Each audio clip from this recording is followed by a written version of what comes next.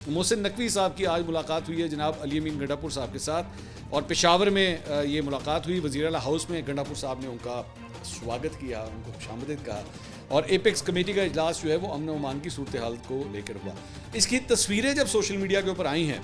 तो तौबा तौबा तौबा जो तबसरे स्टार्ट हुए हैं, क्योंकि ये बेसिकली वो जो 26 नवंबर के हवाले से जो कुछ भी हुआ था, ये उसके बाद ये पहला इंटरेक्शन है बिटवीन मोहसिन नकवी एंड अली अमीन गंडापुर। अब आप जानते हैं कि पाकिस्तान तहरीक इंसाफ जो है वो बेसिकली मोहसिन नकवी साहब को ज़िम्मेदार ठहराती है। वो कहती है कि जो भी हुआ, और वो जो बार बार सवाल करते हैं गोली क्यों चलाई, तो वो उसमें सारा जो इल्ज़ाम है वो मोहसिन नकवी साहब के ऊपर डाला जाता है कि जनाब ये पूरी सिक्योरिटी कॉर्डन ऑफ जो किया हुआ था ये मोहसिन नकवी साहब ने किया था, और वो बार बार उन्हीं का नाम लेते हैं। तो